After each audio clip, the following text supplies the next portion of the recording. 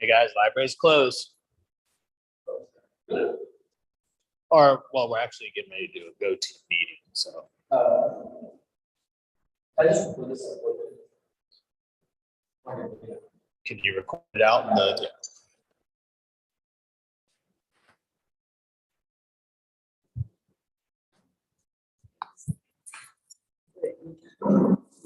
Environment diversity and that conversation.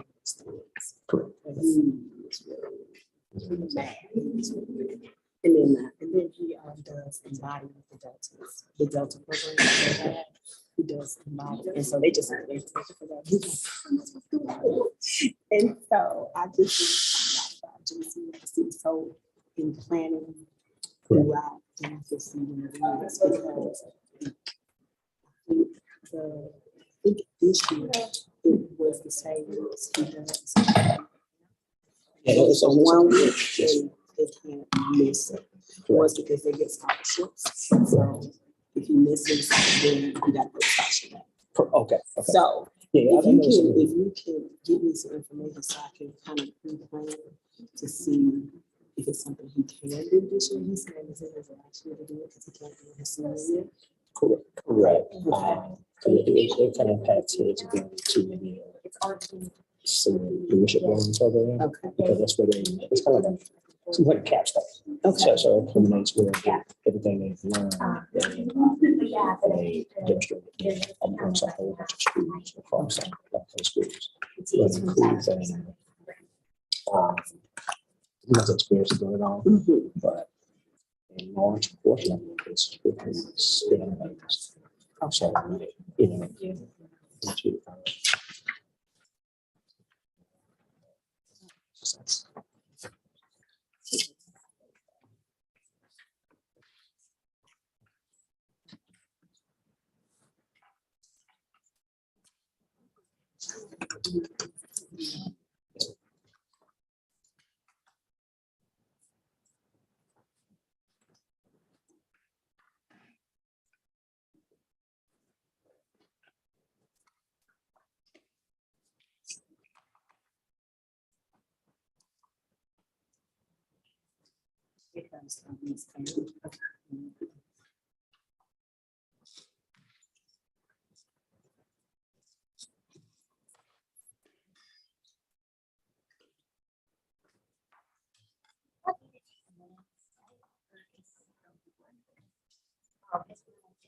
Your template, I'll just handwrite it and I'll type it in. Yeah.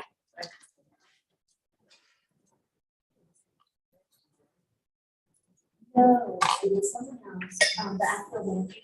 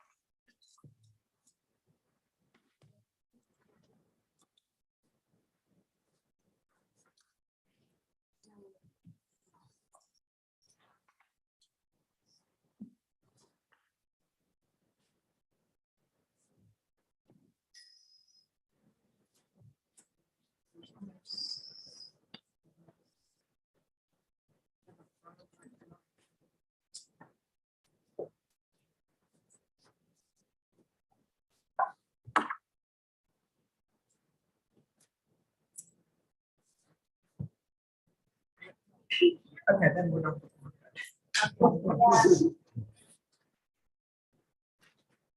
We need to, either Tracy or.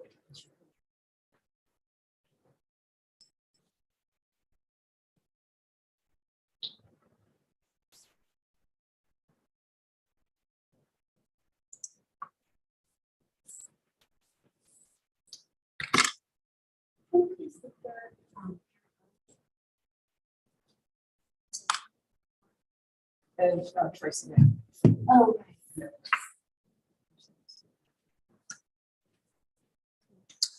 Which is summer. That's what I was, then the student was out, where I was there saying. Summer is too short. It's for them. See, it wasn't for us. We didn't go back to after Labor Day. I went to private school, so yeah, we didn't go back to after Labor Day. We didn't get out until June 10th. So.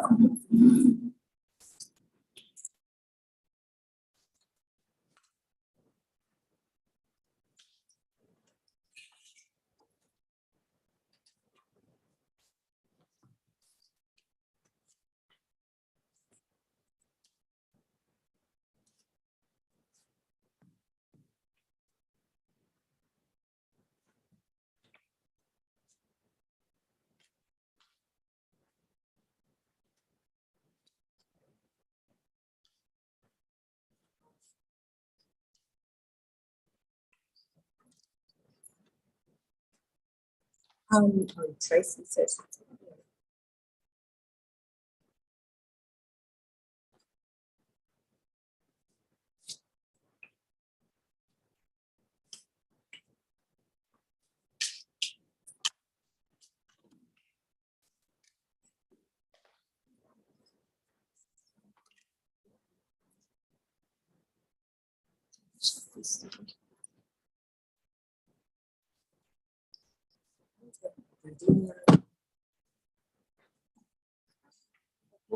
I have to complete it. So that you have to use it.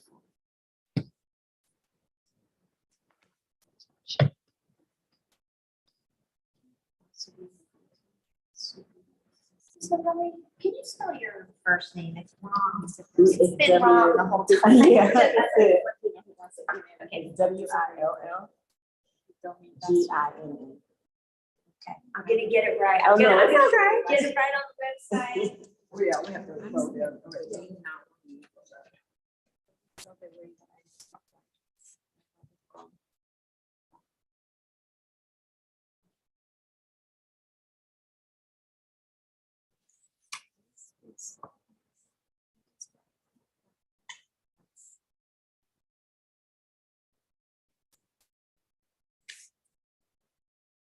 Who are the instructional staff?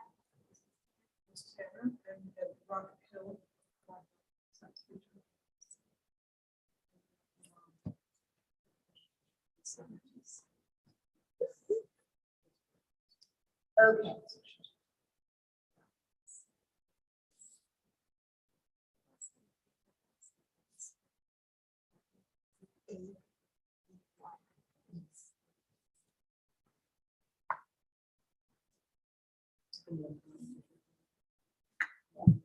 She's. Yeah.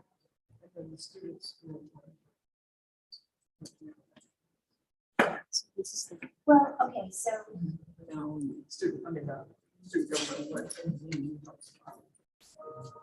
That group. Oh, I can pull one from them. This. Wants to be in. All right.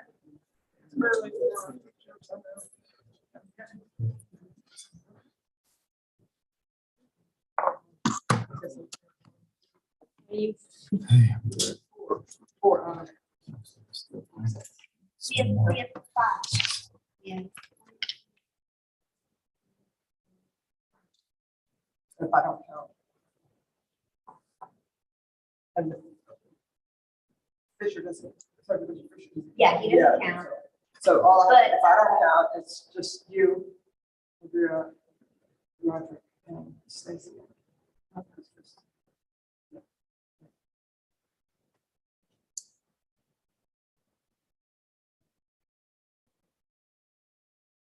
It was 10%. And it's 4 and 5. Yeah, because it has to be, they have to be a majority of the people who currently hold a seat. So all these empty seats, you know, yeah, so we have, We're good. Yeah. Okay, so we're good. Okay, all right. You know, the first meeting is very scripted, so I apologize for that. But want to welcome everybody to the Go Team meeting, and we have a lot of new people, and we're going to be appointing some people to these positions. So hang on, then we'll work through this. So, but let's go around and introduce ourselves. GO team members that are now, that were elected in office, so. Sure. My name is Jennifer Keenan. I'm one of the parent guardian members of the GO team, and this is my second year serving on the GO team. I have a sophomore and a junior at the time. Hello, my name is Audrey Reese. I'm also a parent guardian. This is my first term being on the GO team at Midtown High School. I just came off of being the chair of the GO team at Howard Middle School, so this is going to be an interesting vibe, I think. So I'm looking forward to that. I have a daughter who's in the 10th grade. That's about the principal. Rod Hill, ninth grade biology. Nice to meet you. My first year, GO team. So looking forward to meeting with you guys. Stacy Tanner Steen. Nidia Rivera, I'm bilingual liaison here at the town. So I'm maybe Marcus Fisher, first year at JRTC. I'm Regina Montgomery. I have a student in the 11th grade here, and I'm the community, one of the community, will be one of the community persons for the GO team, but I was on the GO team last year as well. Sophia Matthews. I have no children here. I have 3 younger children. I'm finishing up my term as interim co-president of Virginia Highland Elementary's PTO. And then I'm also the president of the Civic Association for Virginia Highland and the UF Education. All right, great, okay. Okay, good afternoon. Welcome to Midtown's GO team meeting, where we will follow the agenda that's been sent to you and publicly noted in the Nutton News. Somebody needs one. I will act in the capacity of interim GO team chair for this meeting. Our first order of business is to call roll. Ms. Keenan is acting, Jennifer's acting as the interim secretary. So will you call roll for our this meeting? Yes. Dr. Hoffman? Here. Me, Jennifer Keenan, here. Audrey Reese? Here. Ms. Tanner? Here. Mr. Hill? Here. Ms. Rivera? Here. Great. And the other members haven't been elected yet, so we're not going to be involved. But we're glad you're here. Yes. And this team will only be able to take official action if a quorum is present. Is there a quorum present? Yes. All right. Okay. Action items. Approval of the agenda. First order of business is to approve the agenda. This was provided to you. Copies are here.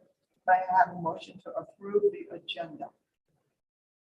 Motion to approve. Did that count? Stacey? Yeah. Okay. Is there a second? A second? I second. Okay. Any amendments to the agenda? Amendments are made through a motion, second voting. There's a general consensus. All offered changes can be made as one motion. You said you were going to wait to fill the seat. So do we have to motion to change this? No? Okay. Okay, so we're going to table that until next meeting.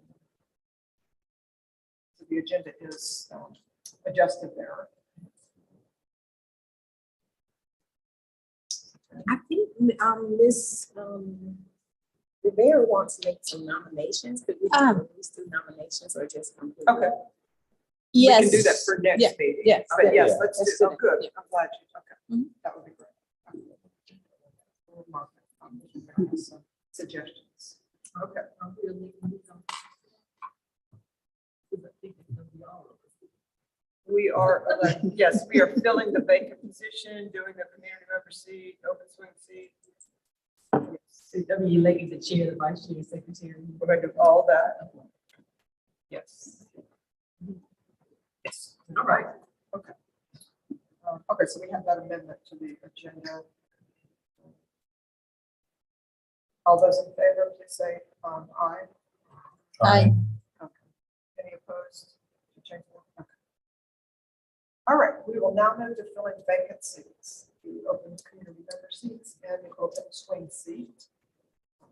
Before we begin this process, I'd like to remind the go team of the following. The principal brings forth the nominations for the vacant and open community seats. All go team members will have only one vote per seat. Individuals filling a vacant seat will serve until the conclusion of that seat's term. Individuals filling an open seat will serve for the full two-year term. Upon approval, individuals are immediately full go team members. Okay. So we will begin by filling our vacant seats. These are seats which have been vacated prior to the end of the term. I have the following nominations for our go team vacant seats and any rationale for their nomination. There's only one vacant seat that we have right now that is not, that's Blair Barksdale was on the go team as a teacher, as an instructional staff. She is now the athletic director, and so she is not instructional. And so I am bringing forth Sergeant Major Fisher to fill the position. Ms. Barksdale, which goes to the end of this school year. Sergeant Major Fisher is in this is your third year. Third year, yes, ma'am. And is the anchor of the JROTC. Very active in the school, very active with our students in extracurricular activities and leadership here. So I'd like to nominate Sergeant Major Fisher for the position of ROTC. Does anyone have any comments or discussion about this nominee? It's sitting right there with us. But, anybody have any discussion or questions that you want to ask? Please shoot away. All right. So now vote on the nomination. Sergeant Major Fisher for the position of instructional staff. All in favor, please say aye. Raise your hand. Hi. Or abstentions. Okay. So fill the open community member seat. We have two of those. These people will serve on the go team for a full 2-year term. So I nominate one, Leah Matthews, who introduced herself as a community member and very active in the community, both in schools and in the Virginia Health Association. Does anyone have any comments or discussion? Okay. Leah, will you just that door's propped, so you're going to stand right there. What kind of information? I was about to ask. Okay, so we have Leah Matthews, who introduced herself, and Ms. Montgomery, who has been on the go team for 2 years and requested to stay on as a community member. And so I bring both of these people forth. Are there any other nominations or any questions you have about these two members? All right. So Leah Matthews, do we have, we'll proceed to vote on that. All in favor of Leah Matthews joining the go team as a community member seat, would you please raise your hand? Okay. All right. And you can, because now you're. Very good, very good. Official vote Great, recognized. great.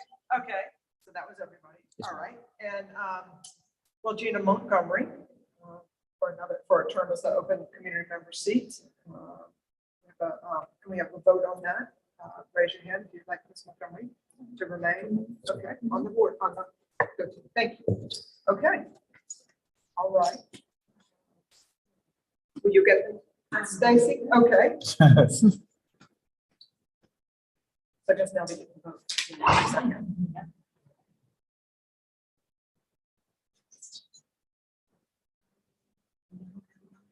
Sergeant Fisher, can you spell your last name? FISHER. Yes, ma'am. Hey, Tracy, welcome. Okay, congratulations, you two. It was a very close vote. We're very glad to know you could vote.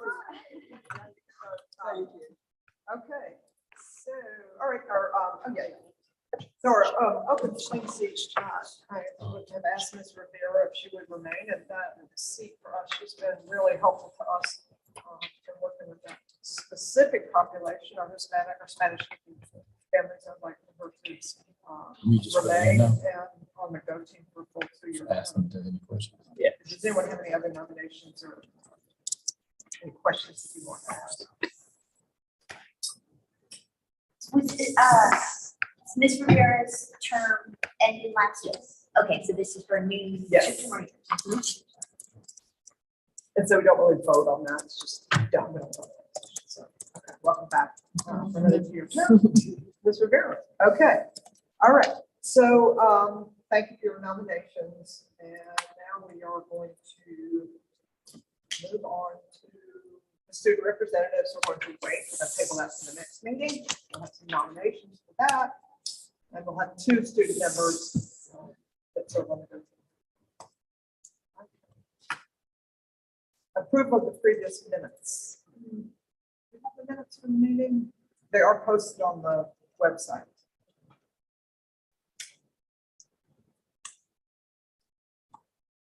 We can wait on that to the next meeting.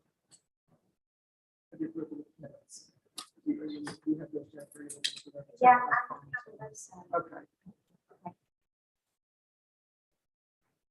Was our last meeting in February? That was probably April. It was, yeah. April. April. We can wait for the next. Okay. Maybe. Okay. Let's see if I can find it.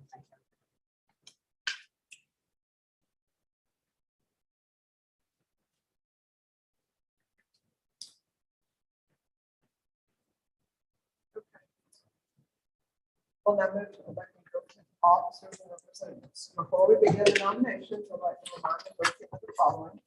Nominations do not have to be seconded. A member may nominate themselves. A member may nominate more than one person for any position. A member may decline a nomination during the nomination process. Members may not serve more than 2 consecutive terms in the same office or position at the school. Nominees do not have to leave the room during the process. If there is more than one nominee for elected office, each nominee will be offered an opportunity to share why they should be elected to the seat. The newly elected officers will assume their position starting at the conclusion of this meeting and serve for 1 year or until a new officer is elected. All voting members have only 1 vote per seat. And so the people that served last year, Treasurer and Secretary, Ms. Tanner, Vice Chair, and then Barbara Jones, the Chair. So, okay, so first we'll elect the Go Team Chair. As a reminder, the responsibilities of the chair include, but are not limited to, leading Go Team meetings, working with the principal and the Go Team to develop the meeting agendas, ensuring every Go Team member has an opportunity to be heard, and monitoring team compliance. I will now open the floor to receive chair nominations. Does anybody have a nomination for chair of our Go Team for this year?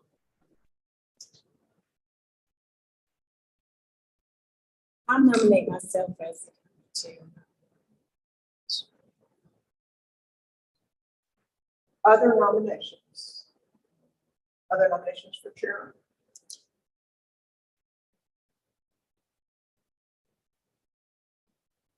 Would you like to decline the nomination? Did you change your mind at that 40 seconds? You got an evil look, so you good. You give you that look. If there are no further nominations, I will close the floor. We'll begin the confirmation process. We have 1 person being considered for the chair seat. The nomination for chair is Stacey Tanner. This time I'll offer Stacey the opportunity to explain why they're the best candidate for the position. And other Go Team members may ask the nominating questions for voting.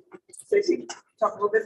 Hi, my name is Stacey Tanner. I'm the STEAM specialist here at the school. I have a lot of contact with multiple teachers here to get their perspective. And I am very focused on trying to ensure that we successfully obtain our certification from the Georgia Department of Ed. So I feel very strongly that I could support Dr. Bachman and the Go Team in ensuring that we have the best possible Go Team in the Midtown cluster. Something like that. Great pitch. All right, anyone want to ask Stacy any questions or? comments?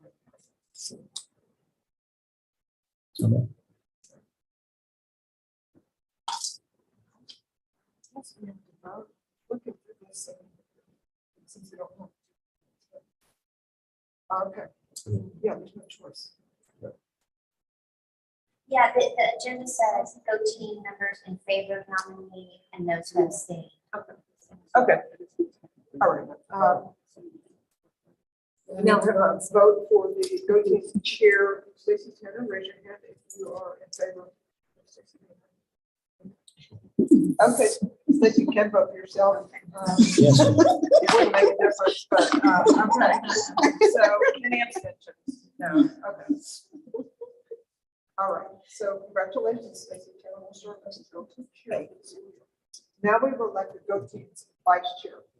As a reminder, the responsibilities of the vice chair include, but are not limited to, ensuring the go team follows parliamentary procedure, working with the principal and chair to develop meeting agendas, acting as chair if the chair is present. I will open the floor to receive vice chair nominations. Okay, Jennifer Keenan is nominated. Other nominees for the position of vice chair? Okay, if there are no further nominations, I'll close the floor. We will begin the confirmation process. We have one person being considered for the vice chair. The nominee is Jennifer Keenan. At this time, I'll offer Jennifer an opportunity to explain why she's specified for the position. This is my second year on the Midtown Go team. Before that, I was on the Howard Go team and served for a year with Andrea. And I've just been very involved in the school and very supportive of the Go team and the Go team process. So,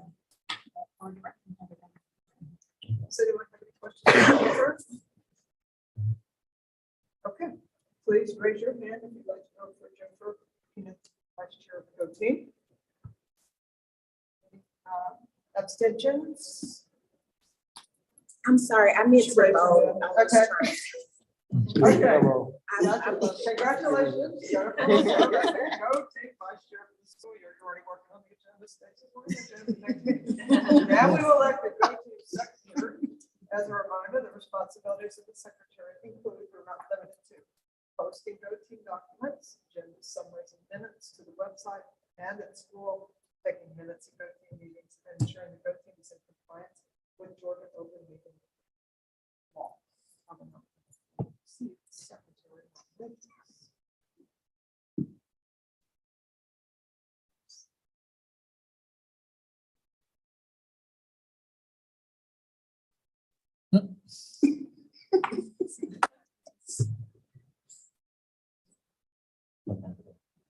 I'd like to nominate Audrey to be Audrey secretary. Reeves.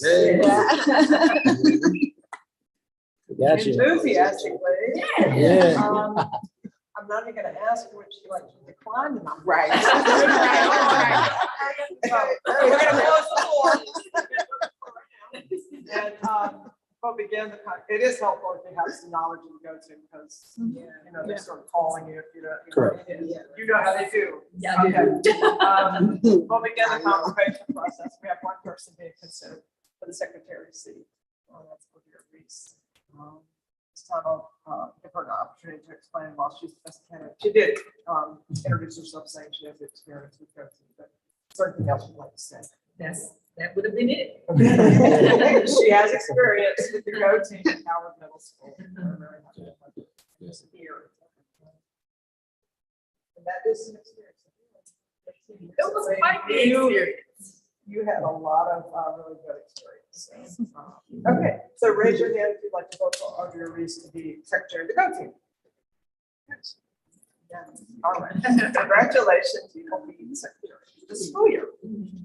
Okay, now we will elect a go team's cluster representative. Cluster representatives may also hold another position, chair, vice chair, or secretary. As a reminder, the responsibilities of the cluster representative include, but are not limited to, attending all cluster advisory team meetings on the CAP, approximately 3 per year, reporting back to the go team on the CAP meetings. I will open the floor to receive cluster representative nominations.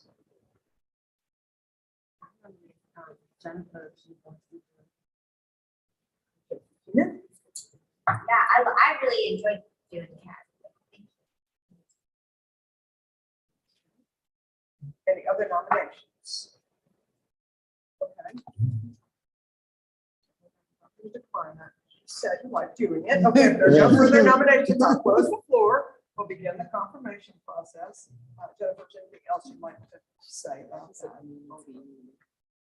Or No, do we I think, vote or do we? hold on? yeah. Yeah. All right, okay, gotcha.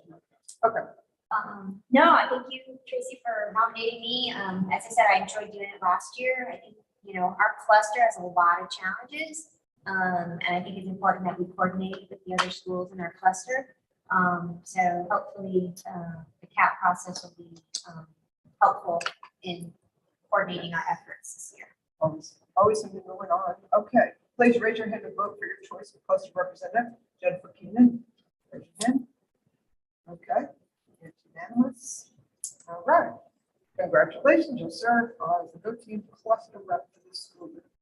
Okay, so now we need to review and approve public comment protocol. We will now move to our next item of business in reviewing and updating or confirming our Go Team's public comment protocol. Public comment opportunities are available for Go Teams to hear from interested members of the community. Opportunities for public comment shall be provided at least 4 times in the school year and noted on the Go Teams webpage and meeting agenda. The Go Team members will not provide responses or engage in direct conversation during public comment. Each Go Team will determine a consistent method for receiving public comments and for parents and other citizens to sign up to address the team. At least 20 minutes of time will be allotted for the public to make comments at meetings where public comment is permitted.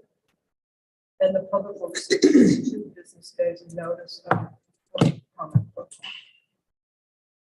So here's some tips.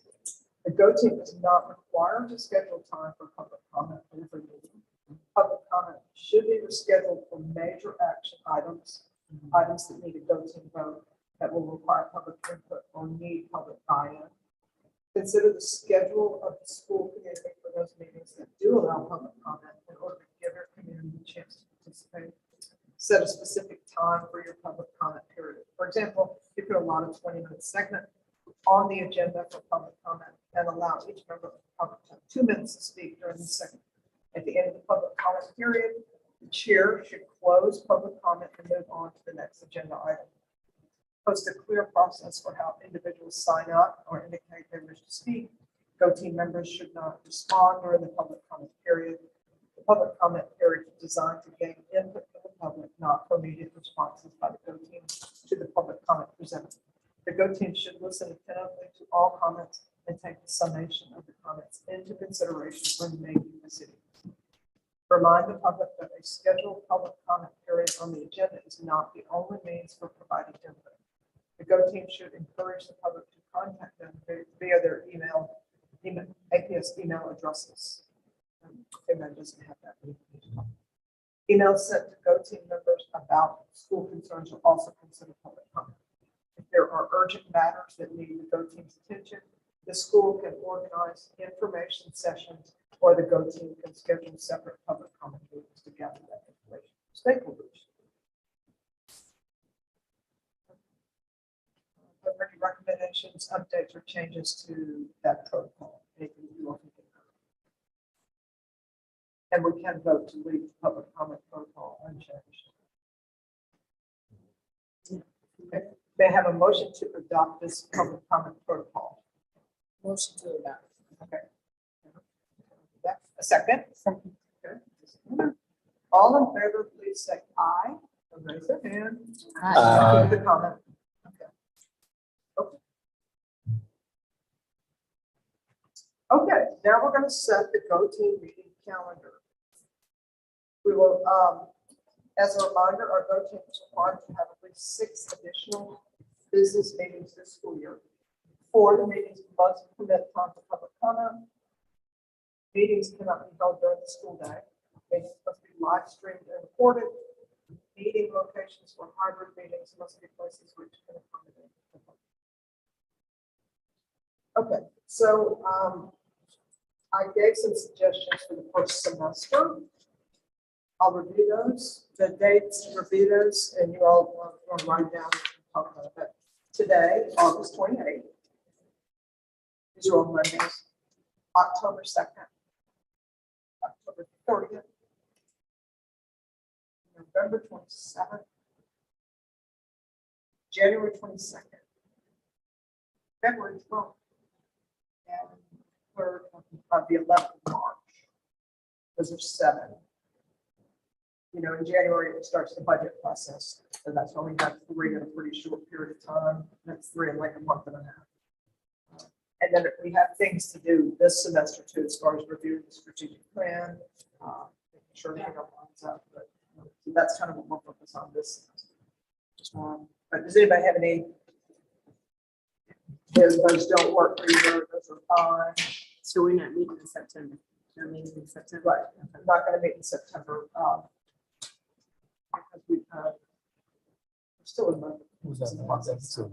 We can meet in September, I just don't think that there's. October, February, November 27th, and then January 22nd. There's 3 in October. October 2nd, October 30th. What about, what are people's feelings about that? I think so, but I think sometimes we're doing like 4:30 or we can change. Or 4:15. 3rd November, 4:15. 3rd November for March. 4:15 4:15 for meetings, 4:15. is that okay? Yes, we can. Yeah. We usually say about an hour and a half, to make it early later, but, okay, so we're gonna put 4:15 for those meetings. They'll all be in here, unless for some reason we needed to go virtual, but they'll all be in here. And,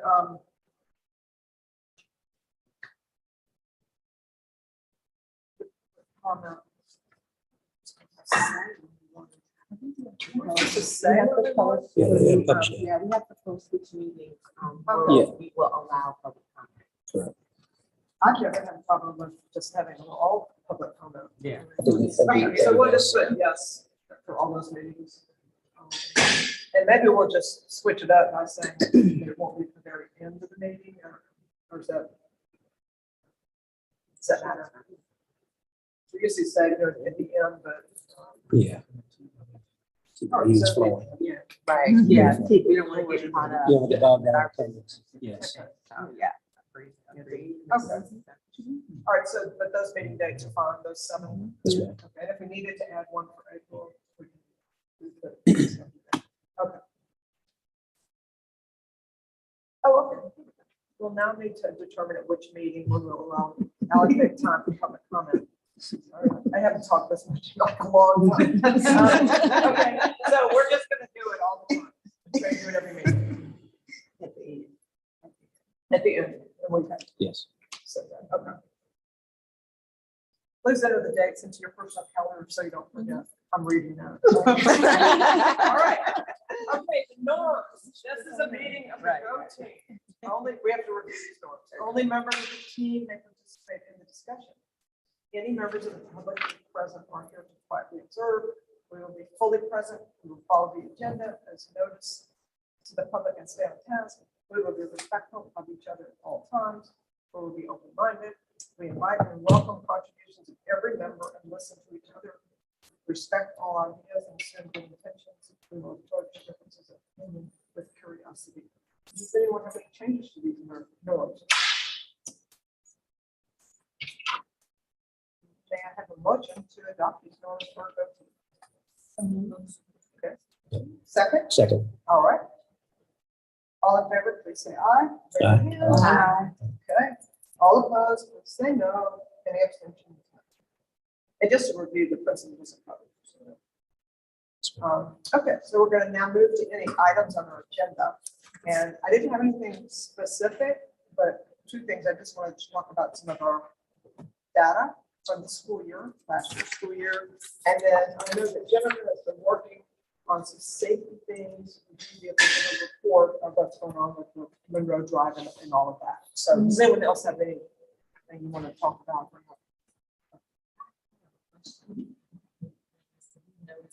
Taking COVID cases here. We have had, okay, definitely, had 6 staff members, and then maybe 18 students. So definitely more than, say, in April, May of last year. Everybody was kind of having that. And there is a variant that is out. You know, it hasn't been widespread, but there are definitely packets.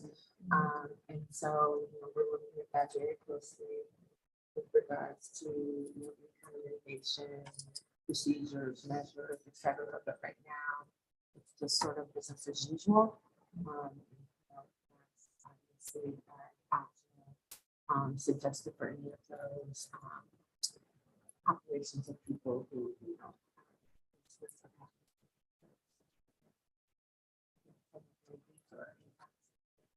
that get COVID, asthmatics, people who are immune suppressed, et cetera. But yeah, so far, it's just kind of like we're noticing though. And you know, let's face it, when kids get back together, everything starts to spike. Strep spikes, COVID spikes. So we're not really looking at any of this as anything abnormal at this point, but it's just sort of watchful, waiting to see that. Okay. All right, so we'll talk a little bit about data.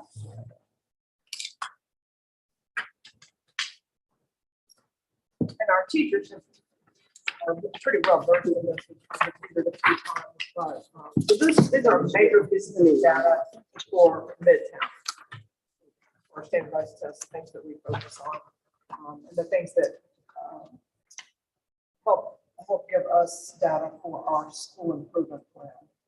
I'll talk about the next meeting. I'll send that out in advance. The school improvement plan is still in flux because we don't have CPLTI data yet, so we can't include that in the plan, and we don't have school climate data yet from the state. So that's also one reason why we're not meeting in September. I'd rather have all of that done, grad rates, SAT scores, ACT, all of that. So rather have all of that as well. So this is our milestone comparison. You know, we give this in biology, algebra, American Lit, which is 11th grade, and US history, which is 11th grade.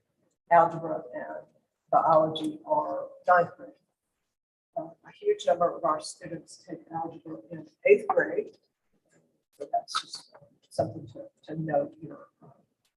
Very largely taken either at Centennial or at Howard, or they come from another school.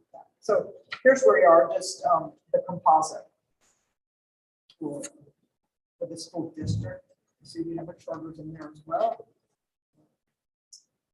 Classical is has very few. It's full of in Buckhead area.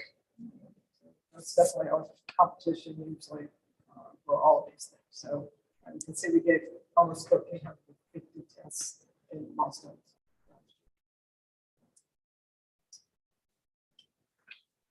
Okay, so if we break it down, on the subject comparison,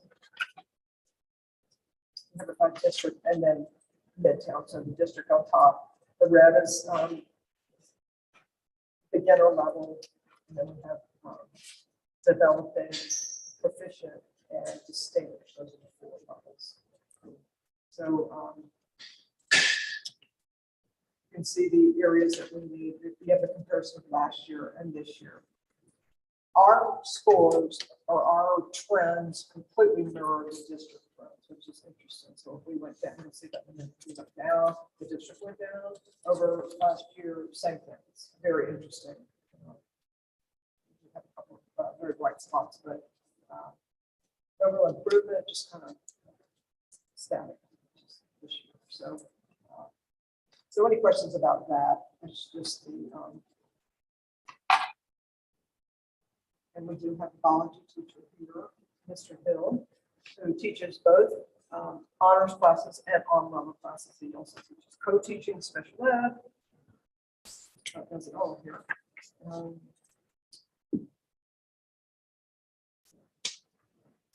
and if we turn the page,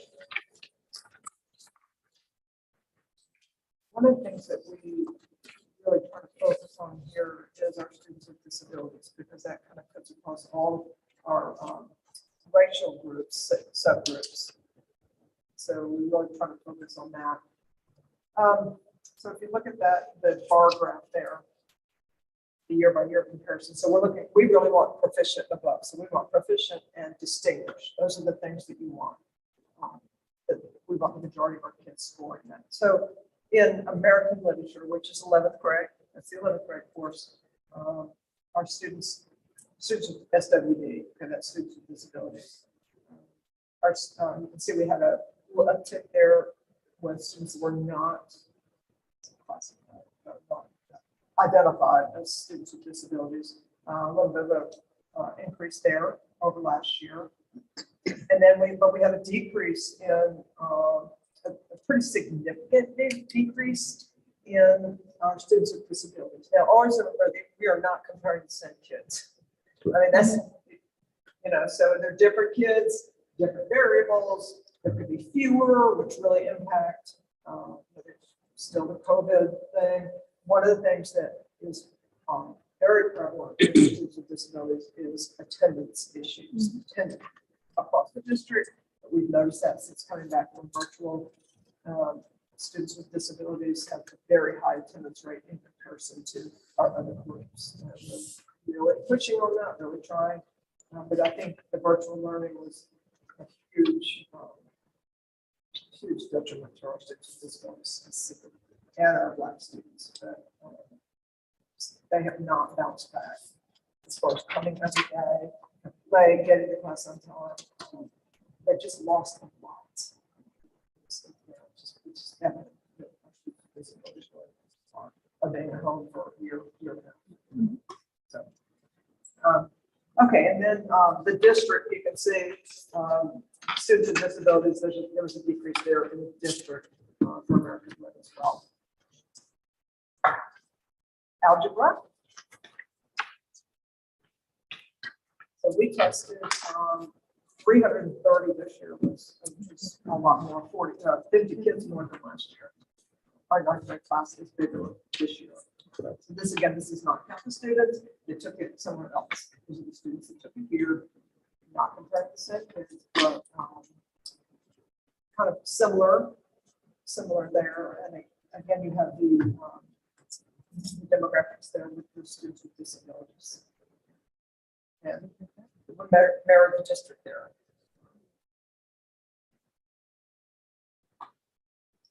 So that is not what we want to do with students with disabilities at all.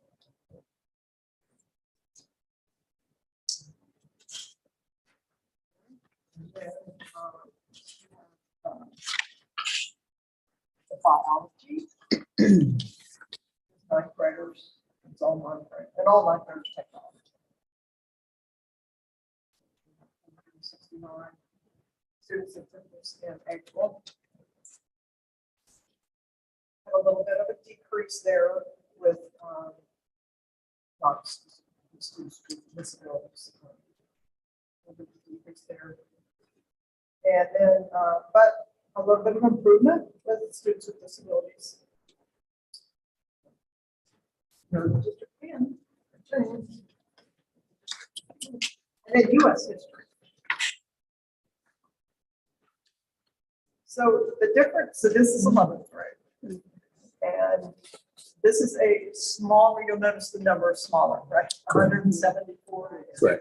That's because students that are in AP U.S. history do not take U.S. history class. But students that take AP Lang, which is also an 11th grade class, do have to take the American Lit master. So those numbers are bigger. But this is a really nice, thing here for students with disabilities. And I will say that our history teachers, U.S. history teachers, focused very heavily on students with disabilities last year. And they really followed their progress. So that was a really nice increase. Again, not the same kids, but we do like to see that increase. And we'd like to see the increase with students that didn't have disabilities. So very happy about that. They made that one of their goals, their TEACs Teacher Key uses the evaluation, and they really made that one of their goals, and they kept data, every benchmark, every test, they kept data on student disabilities specific. Let's do it. So are some of those, whatever those methods or whatever those interventions that the US history teaches, that are those things that we can sort of roll out to some of these other subject areas? Yes, Since it was so effective? we will definitely do that with the American Lit PLC. We are doing, and Mr. Hill can talk a little bit about what you all talking about data in your PLC. You're talking about what you're really doing differently this year. Yeah, so with our planning, we're doing more of a unit internalization, lesson internalization. So we're walking through the units completely on the front end. We're making sure that our assessments, which we've done always in the past, but we're making sure our assessments are completely aligned with the state tests, those standards. And then when we go through the data, we're making sure that we try to find a way to have as many common assessments to see if there's any trends in the data as we move through the year. With our quizzes, our tests are common. Even some of our warm-ups now, where they're going to be common. And we're going to try to use Formative, which is a platform in Schoology, to try to put all that data together and kind of interpret it. So. And then the last piece of data are the AP tests. So we had 27% more over last year. So we gave 1,843 AP tests this year, and which is quite a bit more than we had the year before. Where you want a 3 or higher, that's what you hope for. And the 3, the students score 3 or higher on those exams. So, 27%. So we really encourage kids to take AP classes and to take the exam.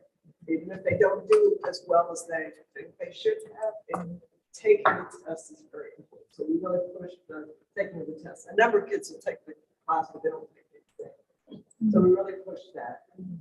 The district is very generous in paying for, in other schools, some parents will pay $400-$500 for the analysis. They pay we pay very little here. Some of you may notice that. So that does encourage more kids to take it, but we really push the experience for kids. Yes. Try to get more students of color to take these exams. We worked really hard on that with our Spanish-speaking population to become more involved. That's a great thing, but it's also a mammoth undertaking, as you know, to do all of that requires a lot of to do it. The good thing is that they're spread out over about 3 weeks. So, but of course they clash with the milestones. So, nothing we can do about that. And it takes up a lot of space. So, okay, so that's what I have to talk about. We'll talk about our enrollment today is at 1630. We were projected to have 1676. We're still growing though, every day we're growing. We ended the year at about 1583, so that's still a very large increase over where we ended the year. Got some good news today. Our budget is very stable, that we're not going to lose any money, even though we're under projection. I'm really trying to make the case that with this residency review, we had no idea who, and it's still a little bit in flux, but I had no idea. And as you know, if you look at GoTeam, we had to have our budgets done and approved by the first week of March. And we didn't start the residency review until April. So I don't know if it was more compelling argument or it was just I had somebody left over or something. I don't know, but I won. So that's all. And I did try to make a case for the whole cluster because the whole cluster has been in flux for a few years. And I said a couple of points was that Howard Middle School had interim leadership for 2 years, which, middle school parents are very You're always on the edge. And so trying to say that Ms. Hollis is gonna need some time to really cement the changes, which she's already doing, but, and that, because that affects people in elementary, you don't come to sixth grade if you don't have faith in the middle school. So that, and then just the elementary, nobody knew who was gonna show up at junior college, you didn't know who was going to sponsor. Yeah. I mean, because there were so many choices. Yeah. You could stay, you could go, you could, you know, Yeah. your sibling could stay, go, whatever. So, so I hope that it kept this cluster stable, because, you know, it's really hard to have, to get parents to have faith in the system, especially in Howard. We had so many teacher changes over the last couple of years. Many kids have teacher, 3, 4, 5 teacher changes in a year. So for Hollis to keep all the money is important, so she doesn't have to lose teachers, kids don't change around, you know, we need a year there, because that affects us too. You know? Yes. And the residency review wasn't just Midtown, we're doing it here, there are siblings. Yeah. So maybe those schools lost, you know, too, so I'm really happy about that, we're a good money wise. Okay, Jennifer, you want to talk a little bit about what you're working on for safety and the corridor? Yeah, sure. The Atlanta Department of Transportation and the Beltline are going to be redoing the 10th and Monroe intersection as part of the Beltline renovation that they're doing from 10th and Monroe up through Piedmont Park. Initially, that 10th and Monroe intersection redesign and construction was supposed to start in September. But that's been pushed to February. I just got information today, good news, that all work will be performed at night.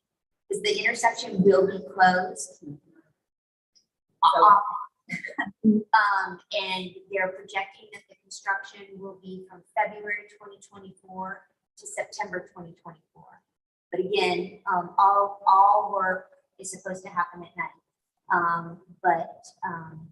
I put a request for the city to coordinate not only with downtown APS for buses, in case any buses are interrupted, particularly for football games and after-school programs. But then also to make sure that our school is kept in the loop. They need to coordinate both downtown APS and Midtown High School, because our school will be the most impacted by those 10th and Monroe changes. So that's the update. The design is still being tweaked. I've asked them to provide the new design when that happens. So I've been keeping Dr. Buckley. Do you think it'll be similar to like we have the Cross Street, you know, where the avenue we cross this way, cross this way, you know? It's interesting because the initial drawings were really showing a change to the 10th and Monroe intersection. And now the construction has been moved up closer to Canoga. Because the belt line, you know, if the belt line were to kind of go straight into, like, connect from point A to point B, it kind of goes through almost by closer to Canoga. So the plan is to have a raised intersection at Canoga. So that's why I keep asking for the drawings, because I'm not entirely clear now what's happening at 10th and Monroe. So That's Right there. yeah, yes, because some of the efforts have shifted, I guess that's north, closer to Canoga.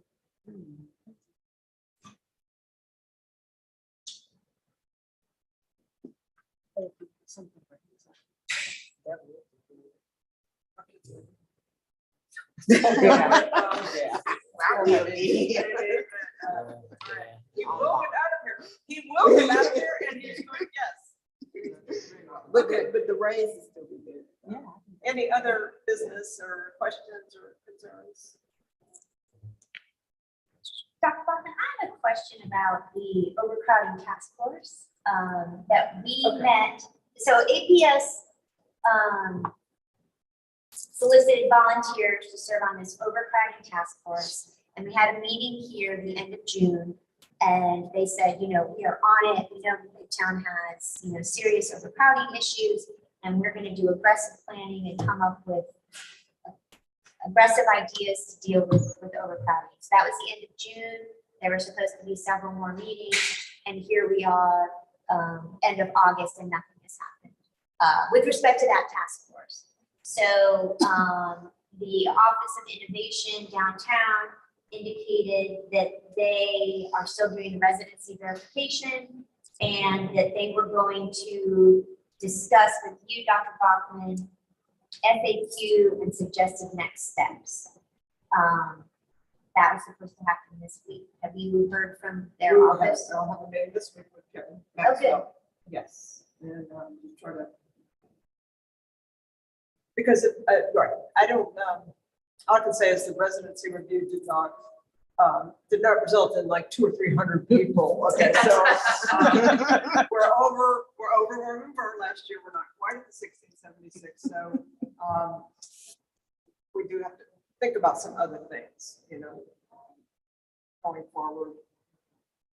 What I would like to do is to focus on, okay, we're all going to be here. If we're not rezoning, then what do we do? What do we do internally? But not with, what I'd like to really think about with this task force and with the community is ways that we can get students, I'll say, out of here, but with opportunities, more work-based learning, more internships, more dual enrollment. We have this program, Dual Achievement, where kids can go to Atlanta Area Tech, you get your high school diploma and a certificate. They're more Phoenix, which is an acceleration program. You're still a Midtown student if you go to Phoenix. That's the old Prim building. You can still participate in sport, everything here. Maybe more full-time ABA for kids that really want that. Again, you can still participate in everything here. So really thinking about ways, I'll say, to get kids on campus. We will be looking at, we will be looking at, I'll say our course catalog, but it's really the number of classes that we offer.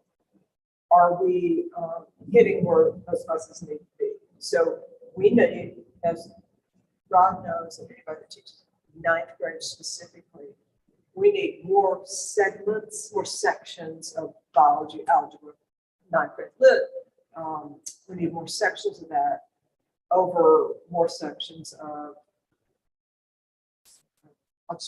Latin 4. So not picking them up. Language, we say that about anything. But you know, do we really need like 10 AP social studies classes if we need more algebra classes and biology classes, so that we don't have 32 biology students, that, you know, we have 25 biology students. We have to look at first graduation requirements. That's the number one thing. We must look at what are we, the 24 credits. We have to focus on those. You know, the school has really tried to be all things to all people, and it becomes a problem. We're at a problem stage right now. We have to kind of bring things back in.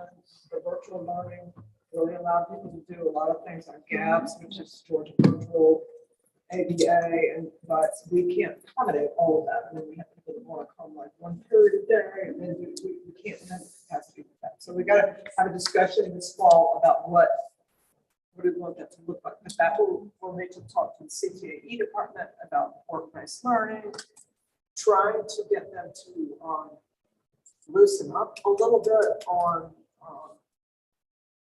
that. Right now, you have to be in a pathway, a certain pathway. You have to, there's some constraints on that. So if we want to get kids out of here, there are also a number of kids that could graduate in December of their senior year, a number that could graduate after their junior year. Right. Remember, you only need 24 credits to graduate. We offer 32 if you stay all 4 years, all 8 periods. And to start talking about that, we have to talk to kids in middle school, though. You have to start this discussion in middle school. You can't talk about it in 10th grade. So the middle school ways to accelerate are that every kid at Howard or Centennial takes Spanish or French or Latin. for a credit. If we can beef that up, then that takes away one of the credits they need here. And maybe one of my teachers could go to Howard, you know, I won't need as many foreign language, that kind of thing. You know, if you take the algebra there at middle school in 8th grade, then that takes away one of your math classes. You don't have to have 4 here. You've already, you know, same thing with if you take physical science, the high school physical science. Yeah. You know, when we started that, I was the principal, and then when we started offering those classes, the point was, and the parents are outsmarted us on this, but the point was that kids could get to dual enrollment quicker in high school if they knocked out some of these classes. What happened was they want to stay. Okay. Yeah. Nobody wants to leave this school, so they're just taking more math classes. They want more math classes and more science classes. And so now we have this huge array of classes that are just encouraging people to stay. So it is way too comfy cozy It's here. like real life out Which there. is why I've become like rabid about attendance, as you will know this year. But just an example, and not to pick on any department, we offer 37 different classes in the arts. 37, from beginning band to tech theater 4 or 5 or musical theater. That's a lot. And so again, we have to think about what, nobody would lose a job. Well, just like that just means that maybe you'd offer more trauma 1 classes and not those high, which only have maybe 20 kids in them. So it's, nobody will lose a job. It's just kind of shuffling some things around. So it's exciting work. I think it's good work, and it gives us a chance to really think about, okay, what are we doing here? Let's think about that. We're also going to go through accreditation this year, which does require a self-study. So it's good. It's good. I mean, I'm glad we don't have 1,700 kids and some vendors in the little. Yes. It will start. It's got to start soon because kids start choosing classes in November. They start choosing AP classes in November. So we have to set the schedule. If we're going to reorganize a little bit, that has to happen. That work has to happen soon. To set the schedule up so that students are choosing things that we're not going to offer. Well, and, Dr. Bachman, I've mentioned this to you before. I mean, I'd like to see the school explore having a maximum number of, putting a max on the number of AP classes a student would take per year. Because some of these kids they feel a lot of pressure to take 7 or 8 AP classes. Some And, have like 14. Yes. There are kids that have like 13 or 14. oh, I mean, a true year, not even like 7 or 8 in one year. Yeah, I think that's tough for the kids, but then it exacerbates this issue that you're talking about, having 10 different AP history classes. Right. And, And that may be kind of a natural thing. If we need to offer more in, the on-level classes or more, just say we needed more seminar classes, which is a 10th grade. It's a really great gateway AP class seminar. We need more of those, then right, we might not be able to have as many, if you want something like that. So I think that because we can't just keep, the budget's not getting bigger. What happens is then we have to buy more teachers. And while we skated, I didn't have to lose any teachers this year. I don't want to have to, that's the worst thing in the world, to lose teachers. So there may be some kind of natural. yeah, because I think if let's just say the maximum per semester, I guess, or per school year is 5. So then I think you have some students who would explore early dismissal and go getting internships rather than saying, no, I've got to have 6, 7, or 8 APs to boost my class rank. Right. And not just boost my class rank, but make sure that I'm keeping up with my peers, because colleges are really comparing students at schools. So if we said at Midtown, you can only take 5 AP classes per year, then all these kids are on equal ground. You know, if North Atlanta lets them take 8, well, so be it. They're not competing against North Atlanta. It just would even the playing field for these kids. And I know a few kids who would probably pursue really cool internships if they didn't feel a pressure to take 7 or 8 AP classes in the school year. I think that's a really good thing to talk about. I do. And then on top of that, our the engagement is that piece there for parents to know, like, these are opportunities. If I know I'm trying to move out of this area and I can get my son out of school at a year earlier or earlier, then that's something that might be an option that I might take. So where are we, you know, engaging parents, engaging community, educating them on what is out there to help your child get out? Because, you know, the pandemic did really shut people down, and demographically it hurt. It hurt our students, because when they came back, I don't think they re-engaged in that educational process, because parents had to work. And, you know, everybody wasn't at home trying to make sure their kids were doing what they were supposed to do. And it just, that disconnect was there. And then when they tried to come back and bridge it back in, the engagement was gone, because if I had been watching television for 12 months and I wasn't engaged in this educational process, it's going to take me to get back into that habit to start back. And if I'm not aware, if I'm not, and nobody's pushing me, then I wouldn't do it. So I think engaging the parents and letting them know what options are out there for them, I think you can kind of, you probably won't, you know, you throw a wide net, you'll get something in. But then when they see one person doing it, it's like, how are you out of school? How old? And then you can start to kind of put actions in place to say, hey, I did this, you can do this too. You can get out of school early, or you can do an internship, or you can go work half of that. So that mindset we're talking about is, there are some kids definitely that have that mindset, like I cannot re-engage, and I cannot re-engage with 8 classes on my schedule.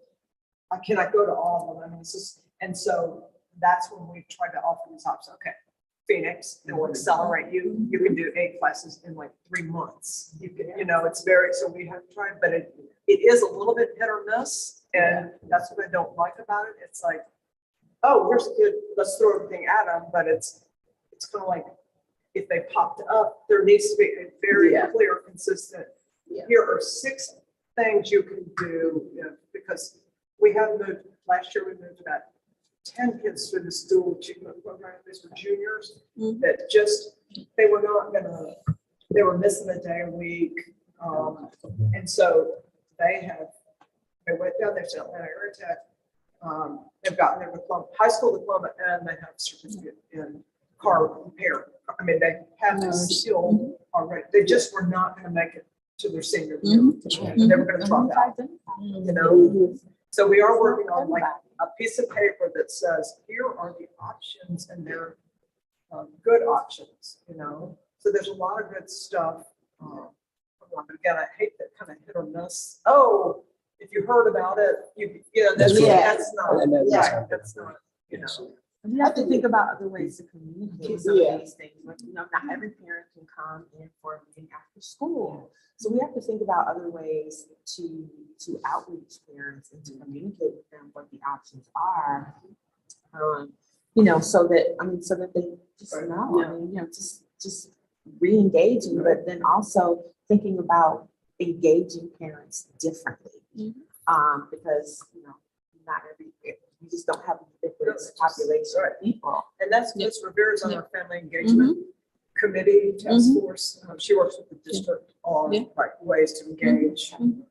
Yeah, and another thing that I was going to mention, that some classes, like for example, if the children take JROTC, they don't need to take health and PE.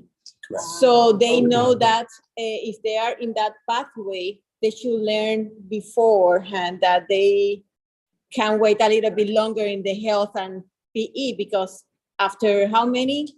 2 years, 3 years, they don't need to take that classes. The same thing with if they're athletic, right? You know, there's other classes that they, you know, they can, You get exempted. exactly, exactly. And Yeah. So it's like, I would call that smart scheduling. That's where you have to look at a child's total schedule and say, oh, okay, so here she's in JROTC, right, don't, in the ninth grade, don't schedule them for personal fitness or health because they're going to, you know, we have to be very smart about how we schedule kids. Again, that's really the start of middle school. Starts in middle school, yes. And another thing is the community hours that also they have to start working very early in order to graduate if they want to graduate in 3 years. Oh, right. Because it's 75 hours. It's 75. It's back to 75. 75. 75. This senior class has 40. and Right. after that, So then next Yeah. year, Yes. okay, okay. So we have to remind people about that. Yes. They had a lot of, it's a lot of community organizations that you can wipe it out. If you do the Atlanta Food Bank, you can wipe it out. You can wipe it out in a semester, you know, because they do 4, 6, 8 hour days. So you can wipe it, if you go every Saturday for a couple of months, you wipe it out. And JROTC offers a lot. Yeah, yeah, of- We do yeah. time, we do time. Yeah. That's time. Okay. We've reached the end of our agenda. If there's no additional business at this time, do we have a motion to adjourn the meeting? Motion to adjourn. Okay. Second. Second. Okay. All in favor, raise your hand. Say aye. Okay. All right, great. So our next meeting is in October, early October. Anybody has any agenda items? Hannah, know about that?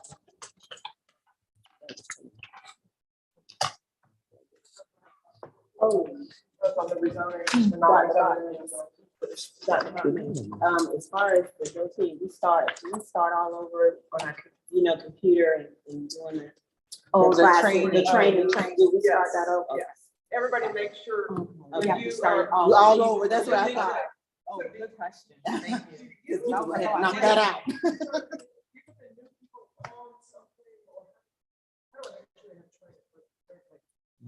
Fish is brand new.